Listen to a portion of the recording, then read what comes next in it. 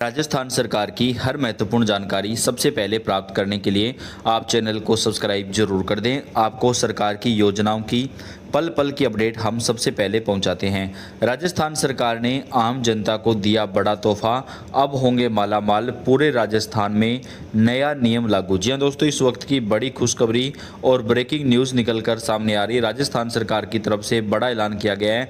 राजस्थान की आम जनता को बम्पर फायदा पहुंचाया जाएगा। इस वक्त की बड़ी खुशखबरी और ब्रेकिंग न्यूज़ निकलकर सामने आ रही है। राजस्थान के अंदर नया नियम लागू करके सरकार की तरफ से ऐलान किया गया है, जिसके तहत राजस्थान की आम जनता को फायदा दिया जाएगा। राजस्थान में 5 नई योजनाओं को लागू किया जाएगा।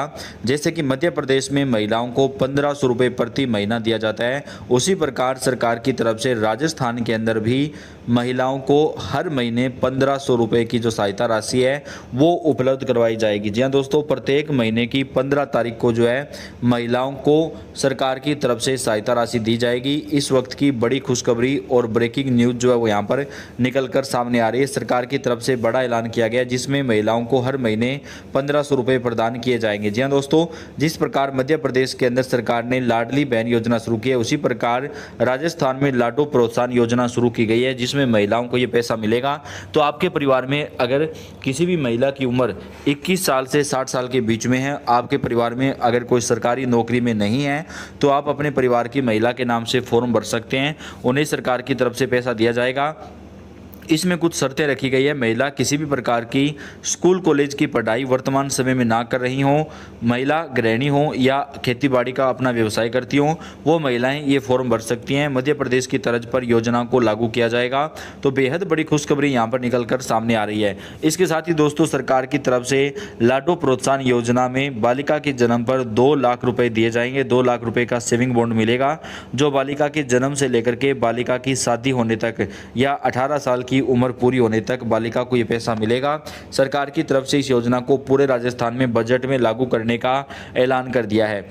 अगर आपके परिवार में किसी को भी वृद्धावस्था, विधवा या दिव्यांग पेंशन मिलती है, तो पेंशन बढ़ोतरी का जो फैसला है वो सरकार की तरफ से किया गया है। जी हाँ दोस्तों, आपके पेंशन की जो बढ़ोतरी है वो की जाएगी।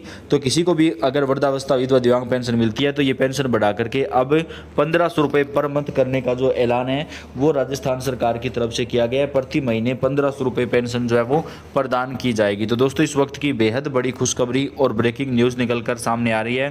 पेंशन बढ़ोतरी का भी फैसला लागू कर दिया गया है।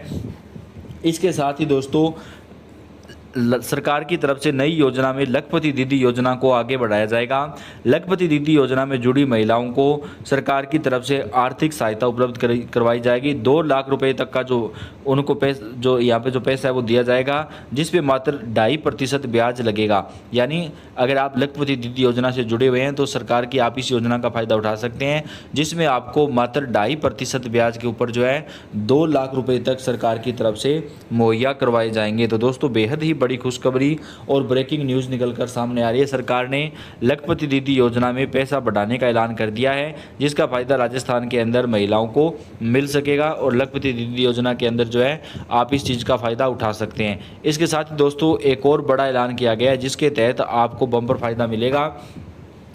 अगले 5 साल तक राशन के अंदर जो है आपको फ़ायदा मिलता रहेगा। राजस्थान में अगले 5 साल तक फ्री राशन जो है सरकार की तरफ से दिया जाएगा। फ्री राशन व्यवस्था को आगे बढ़ाने का जो फैसला है वह राजस्थान सरकार ने किया है, जिसमें आप अगले 5 साल तक जो है राशन के अंदर फ्री राशन ले सकते हैं और इस राशन व्यवस्था का जो फ़ायदा है वो सभी लोगों को मिलेगा। वहीं दोस्तों, BPL के अंदर नए नाम जोड़ने का जो काम है वो भी शुरू किया जाएगा, यानी नए BPL कार्ड जो है वो बनाए जाएंगे। तो सरकार की तरफ से बड़ा फैसला लागू किया गया है, जिसके तहत आप इसका फ़ायदा उठा सकते हैं। नए BPL कार्ड बनवाए जाएंगे। पहले BPL कार्ड बनाने के लिए जो न्यूनतम आय थी वो 1,20,000 रुपये थी, लेकिन अब इसे बढ़ा करके 1,80,000 रुपये कर दिया गया है। यानी अगर आपके परिवार की सालाना आय 1,80,000 रुपये या उससे कम है तो आप अपना BPL कार्ड बनवा सकते हैं। सरकार ने इसमें बड़ा फेरबदल किया है। BPL कार्ड धारकों को बड़ा तोहफा जो है यहाँ पर प्रदान किया गया है। इसके साथ ही दोस्तों, नए राशन कार्ड बनाने का जो काम है वो भी देश के अंदर जल्द ही शुरू कर दिया जाएगा। नए राशन कार्ड बनाए जाएंगे। वहीं बालिकाओं को साइकिल वितरण का काम शुरू किया जाएगा। बजट में घोषणा की गई है। किसान भाइयों को अब किसान सम्मान निधि योजना के तहत हर साल 8,000 रुपये दिए जाएंगे और अगले 5 सालों के अंदर अंदर इस रकम को बढ़ा करके 12,000 रुपये कर दिया जाएगा। यानी दोस्तों राजस्थान सरकार ने जो है, भाजपा ने चुनाव से पहले वादा किया था कि किसान सम्मान निधि योजना का जो पैसा है वो बढ़ा करके हम 12,000 रुपये करेंगे, तो इसे 3 चरणों में बढ़ाया जाएगा। अभी इसे 8,000 रुपये कर दिया गया है, अगले साल इसे बढ़ा करके 10,000 रुपये कर दिया जाएगा और उसके 2 साल बाद इसे बढ़ा करके 12,000 रुपये कर दिया जाएगा। यानी इस सरकार का जो ये 5 साल का जो सत्र है, इसके अंदर आपको 12,000 रुपये मिलना शुरू हो जाएगा। 6,000 रुपये किसानों को जो है सरकार की तरफ से केंद्र सरकार देती है और 6,000 रुपये अब आपको जो है राज्य सरकार देगी। लेकिन फिलहाल अभी आपको 8,000 रुपये राज्य सरकार की तरफ से मिलेंगे, लेकिन धीरे धीरे इस रकम को बढ़ाया जाएगा और इसका जो फायदा है वो आप उठा सकेंगे। इसके साथ ही दोस्तों किसानों के बच्चों की पढ़ाई जो है फ्री करने का ऐलान किया है। LKG से लेकर के PG तक की जो पूरी पढ़ाई है वो बिल्कुल मुफ्त हो जाएगी। यानी किसान भाइयों, अगर आप मनरेगा से जुड़े हुए हैं, मनरेगा में आपने काम किया है या आपका ई-श्रम कार्ड बना हुआ है, तो आप अपना डॉक्यूमेंट तैयार करवाइएगा। अगर आपके बच्चे किसी भी प्राइवेट स्कूल में पढ़ते हैं, कॉलेज में पढ़ते हैं, तो उनकी जो फीस है वो सरकार की तरफ से दी जाएगी। तो आप अपने नज़दीकी कॉमन सर्विस सेंटर में इस बात की जानकारी हासिल कर लेना कि इसके लिए आपको क्या क्या करना है। सरकार की तरफ से जो फीस है वो भरी जाएगी, जिसका फ़ायदा यहाँ पर जो है बच्चों को मिल सकेगा। तो किसानों के बच्चे, जो किसान आर्थिक रूप से पिछड़े हुए हैं, उन किसानों को ही इसका फ़ायदा मिलेगा। तो किसानों की बच्चों की जो पढ़ाई लिखाई है उसका जो खर्च है वो अब राज्य सरकार की तरफ से उठाया जाएगा। राजस्थान सरकार ने बड़ा ऐलान कर दिया है, तो आप इसका जो फ़ायदा है वो उठा सकेंगे। राजस्थान के अंदर बेहद बड़ी खुशखबरी आ रही है। LKG से लेकर के PG तक की जो पूरी पढ़ाई है वो सरकार की तरफ से बच्चों को करवाई जाएगी।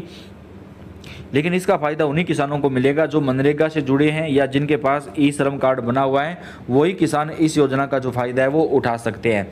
इसके साथ ही दोस्तों सरकार की तरफ से जो है राजस्थान के अंदर महिला बटालियन बनाई जाएगी। महिलाओं की सुरक्षाओं के लिए हर थाने के अंदर महिला डेस्क होगी। कई तरीके के जो कदम हैं वो बजट में राजस्थान सरकार ने उठाए हैं। इसके साथ ही प्रधानमंत्री आयुष्मान भारत योजना में नए नाम जोड़े जाएंगे। जिनकी उम्र 70 साल से ज़्यादा है, चाहे वो महिला हो या पुरुष हो, वो प्रधानमंत्री आयुष्मान भारत योजना में अब शामिल हो सकेंगे। जी हाँ दोस्तों, जिनकी उम्र 70 साल से ज़्यादा है उन महिला पुरुषों को सरकार की तरफ से प्रधानमंत्री आयुष्मान भारत योजना में अब शामिल किया जाएगा। उन्हें जो है सरकार की तरफ से फ्री इलाज की सुविधा प्रदान की जाएगी। उनका जो भी इलाज होगा, उपचार होगा, वो सारा बिल्कुल मुफ्त में करवाया जाएगा। सरकार की तरफ से जो उनका पैसा है वो बढ़ा जाएगा। तो बेहद बड़ा ऐलान यहाँ पर किया गया है। बड़ी खुशखबरी जो है वो निकलकर सामने आ रही है। सरकार ने बड़ा ऐलान किया। राजस्थान के अंदर कई सारी नई योजनाओं को लॉन्च किया जा रहा है ताकि राजस्थान की आम जनता जो है वो इन सब चीज़ों का फ़ायदा उठा सके। तो दोस्तों आप कौन से ज़िले से कमेंट करके बताइएगा, आपके ज़िले में कब से फ़ायदा मिलेगा, वो पूरी जानकारी हम आपको देंगे। लास्ट तक आप इस वीडियो को पूरा देखते रहिएगा। नमस्कार। जुलाई सोमवार सुबह 6:15 बजे राजस्थान की बड़ी खबरें। बीजेपी इस साल दिसंबर तक अपने नए राष्ट्रीय अध्यक्ष की नियुक्ति करेगी। इस पद के लिए चुनाव प्रक्रिया 1 अगस्त से शुरू होगी। 1 नवंबर से 15 नवंबर तक मंडल लोकल यूनिट के अध्यक्षों के लिए चुनाव होगा। इसके बाद 16 नवंबर से 30 नवंबर तक जिला अध्यक्ष का चुनाव होगा। बीजेपी के राष्ट्रीय अध्यक्ष JP नड्डा का कार्यकाल इसी साल जनवरी में खत्म हो चुका है। लोकसभा चुनाव के लिए जून तक विस्तार दिया गया था। हालांकि लोकसभा चुनाव के बाद मोदी सरकार के तीसरे कार्यकाल में उन्हें स्वास्थ्य मंत्री बनाया गया है, इसलिए बीजेपी अब नए अध्यक्ष की तलाश में है। ओडिशा के पुरी स्थित जगन्नाथ मंदिर का खजाना रविवार 14 जुलाई को दोपहर 1:28 पर खोल दिया गया। ओडिशा मुख्यमंत्री कार्यालय ने इसकी पुष्टि की है। इस दौरान भंडार गृह में सरकार के प्रतिनिधि, ASI के अधिकारी, गजपति महाराज के प्रतिनिधि समेत 11 लोग मौजूद हैं। अधिकारियों के मुताबिक सरकार रत्न भंडार में मौजूद कीमती सामानों की डिजिटल लिस्टिंग करेगी, जिसमें उनके वजन और निर्माण जैसे डिटेल होंगे। भारतीय पुरातत्व सर्वेक्षण के सुप्रिंटेंडेंट DB गढ़नायक ने कहा कि इंजीनियर्स मरम्मत कार्य के लिए रत्न भंडार का सर्वे करेंगे। मंदिर का खजाना आधिकारिक तौर पर आखिरी बार 46 साल पहले 1978 में खोला गया था। खजाना खोलने से पहले प्रशासन ने लकड़ी के भारी 6 संदूक मंगाए। एक संदूक उठाने के लिए 8 से 10 लोगों को लगना पड़ा। इन्हें रत्न भंडार गृह में भेजा गया है। झारखंड के मुख्यमंत्री हेमंत सोरेन और उनकी पत्नी कल्पना सोरेन ने शनिवार को दिल्ली के मुख्यमंत्री अरविंद केजरीवाल की पत्नी सुनीता केजरीवाल से मुलाकात की। दिल्ली के मुख्यमंत्री के आधिकारिक आवास पर बैठक के दौरान मौजूद आप के राज्यसभा सांसद संजय सिंह भी मौजूद रहे। संजय ने कहा कि विपक्षी नेताओं के खिलाफ केंद्रीय जांच एजेंसियों के दुरुपयोग के मुद्दे पर चर्चा हुई है। उन्होंने आरोप लगाया कि हेमंत सोरेन और केजरीवाल दोनों ही भाजपा की दुर्भावना, बदले की राजनीति और विपक्षी नेताओं को लोकसभा चुनाव में प्रचार करने से रोकने के प्रयासों के शिकार हैं। जयपुर के मनोहर थाना में एक महापूर्व व्यापारी के यहां से चोरी हुई चांदी मध्य प्रदेश के गुना जिले के धरनावदा थाना इलाके में बरामद हुई। मध्य प्रदेश पुलिस ने 54 किलो से अधिक चांदी धरनावदा थाना इलाके से बिलाखेड़ी गांव के खेत में गड़ी हुई बरामद की। इसकी कीमत करीब 53 लाख रुपए बताई गई है। पुलिस को चांदी की पोटलियों में एक आधार कार्ड मिला जो पीड़ित व्यापारी बनवारी लाल अग्रवाल के बेटे कपिल का है। कपिल वर्तमान में मुंबई में नौकरी करता है। इसी आधार पर पुलिस ने मामले का खुलासा किया। जानकारी के अनुसार 12 जून की रात को मनोहर थाना कस्बा निवासी बनवारीलाल अग्रवाल के मकान से पारदी गिरोह ने चांदी की चोरी की थी। कांग्रेस ने लोकसभा में पार्टी के उपनेता और चीफ व्हिप के नाम का ऐलान रविवार 14 जुलाई को कर दिया है। असम के जोरहाट से सांसद गौरव गोगोई को कांग्रेस ने लोकसभा का उपनेता नियुक्त किया है। वहीं केरल से 8 बार के सांसद कोडिकुन्नील सुरेश को चीफ व्हिप की जिम्मेदारी दी गई है। जयपुर में एक पेड़ मां के नाम अभियान के दौरान चाकसू से भाजपा विधायक राम अवतार बैरवा नाराज हो गए। पौधारोपण के दौरान विधायक राम अवतार बैरवा के नाम की पट्टिका पौधे के पास नहीं लगी थी। उन्होंने कलेक्टर प्रकाश राज पुरोहित से नाराजगी जाहिर करते हुए पूछा कि क्या आप चाकसू को जयपुर का हिस्सा नहीं मानते हैं। दरअसल पौधारोपण के समय पौधों के नजदीक जयपुर जिले के विधायक और सांसदों का नाम लिखा हुआ था। इसमें चाकसू विधायक राम अवतार बैरवा का नाम नहीं था। इसे देखकर वे नाराज हो गए। उन्होंने जयपुर कलेक्टर प्रकाश राज पुरोहित के सामने नाराजगी जाहिर की। कहा, मेरे नाम से आज यहाँ पौधारोपण क्यों नहीं किया जा रहा है। कलेक्टर ने बैरवा से कहा, यहाँ आपके नाम का भी पौधा लगाया जाएगा। इस पर बैरवा ने कहा कि मैं पूरा परिसर घूम चुका हूँ, कहीं पर भी मेरे नाम की पट्टिका के साथ पौधा नहीं लगाया गया है। राजस्थान के यूडीएच मंत्री झाबर सिंह खर्रा ने कहा है कि जिन लोगों के 2-3 से ज्यादा बच्चे हैं उन्हें सरकारी योजनाओं का फायदा नहीं दिया जाएगा। इसके लिए सरकार काम कर रही है और जल्दी ही इसे लेकर कानून लेकर आएगी। मंत्री ने यह बयान रविवार सुबह 11 बजे पाली दौरे के दौरान जिला परिषद सभागार में पत्रकारों को संबोधित करते हुए दिया। मंत्री खर्रा रविवार को पाली के 1 दिवसीय दौरे पर रहे। वे सुबह 9:30 बजे पाली जिला परिषद पहुंचे और जिला स्तरीय समीक्षा बैठक में अधिकारियों के साथ चर्चा की। महाराष्ट्र की पुणे पुलिस ने रविवार को ट्रेनी आईएएस अफसर पूजा खेड़कर की ऑडी कार जब्त कर ली है। पूजा पुणे में असिस्टेंट कलेक्टर के तौर पर पोस्टिंग के दौरान लग्जरी कार पर अवैध तरीके से लाल नीली बत्ती लगाकर घूमने के बाद विवादों में आई थी। उनके दबंग रवैये और मनमानी की भी काफी चर्चा है। ऑडी कार एक प्राइवेट इंजीनियरिंग कंपनी के नाम पर रजिस्टर्ड है। पुणे आरटीओ ने गुरुवार 11 जुलाई को इस ऑडी के मालिक इंजीनियरिंग कंपनी को नोटिस जारी किया था। नोटिस में कंपनी को डॉक्यूमेंट वेरिफिकेशन के लिए गाड़ी पेश करने के लिए कहा गया था। राजस्थान के उप मुख्यमंत्री प्रेमचंद बैरवा रविवार को राजसमंद दौरे पर रहे। बैरवा राजसमंद सर्किट हाउस से श्री नाथ जी मंदिर नाथ द्वारा पहुंचे, जहां उन्होंने राजभोग झांकी के दर्शन किए। दर्शन के बाद उप मुख्यमंत्री महाप्रभु जी की बैठक पहुंचे। इस दौरान मंदिर परंपरानुसार श्री कृष्ण भंडार के अधिकारी सुधाकर शास्त्री ने उप मुख्यमंत्री को उपरना ओढ़ाकर प्रसाद भेंट कर समाधान किया। बाद में उप मुख्यमंत्री नाथ द्वारा से राजसमंद कलेक्ट्रेट सभागार पहुंचे, जहां हॉल में ही बजट घोषणा के कार्यों की क्रियान्विति के लिए संबंधित अधिकारियों के साथ बैठक लेकर जल्द से जल्द काम शुरू करवाने की बात कही। कलेक्ट्रेट सभागार से वे सीधे सूचना केंद्र पहुंचे, जहां उन्होंने प्रेस को संबोधित किया। सीबीएसई की पूरक परीक्षाएं आज 15 जुलाई से शुरू होंगी। सीबीएसई अजमेर रीजन में 12वीं में 8,133 और 10वीं में 3,749 विद्यार्थियों के कंपार्टमेंट आई। 12वीं के सभी विषयों की पूरक परीक्षा सोमवार को होगी, जबकि 10वीं की पूरक परीक्षाएं 22 जुलाई तक चलेंगी। प्रवेश पत्र अपलोड करने के अलावा केंद्रों पर परीक्षा सामग्री पहुंचाई जा चुकी है। रीडिंग के लिए 15 मिनट का समय दिया जाएगा। परीक्षा केंद्र पर कम्युनिकेशन डिवाइस नहीं ले जा सकेंगे।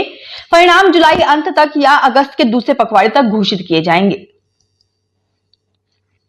17 जुलाई को मुहर्रम का पर्व है। इस पर्व को लेकर रविवार को सीकर के कोतवाली थाने में सीएलजी सदस्यों की बैठक आयोजित हुई, जिसमें सीकर एसडीएम जय कौशिक सहित अन्य लोग मौजूद रहे। एसडीएम जय कौशिक ने बताया कि आज की मीटिंग में पुलिस, नगर परिषद और बिजली विभाग के अधिकारी मौजूद रहे। इस दौरान सीएलजी सदस्य ने अवगत करवाया कि कुछ सड़कों पर खड्डे हैं और कुछ जगहों पर बिजली के तार भी नीचे हैं। भरतपुर के जिला प्रभारी मंत्री सुरेश रावत ने रविवार को कलेक्ट्रेट सभागार में सभी विभागों के अधिकारियों की बैठक ली। उन्होंने कहा कि जिस तरह के सीएम ने बजट पेश किया है, यह बजट चुनावों के समय आता है। यह सरकार का पहला पूर्ण बजट है। पहले बजट में इतनी अच्छी घोषणाएं थी। विपक्ष के लोगों ने विधानसभा के अंदर सीएम को सैल्यूट करते हुए उनका आभार किया। यह बजट धरातल पर उतरे, इसके लिए सीएम संवेदनशील है।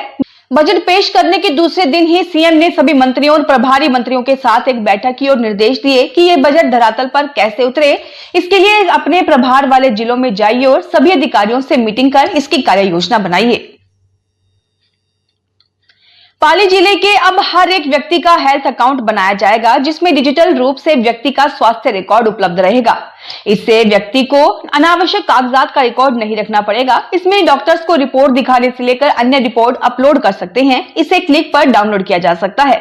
अभी तक यह कार्य एनसीडी पोर्टल पर किया जा रहा था, लेकिन अब एएनएम डिजिटल हेल्थ ऐप और आशा डिजिटल हेल्थ ऐप के माध्यम से किया जा रहा है।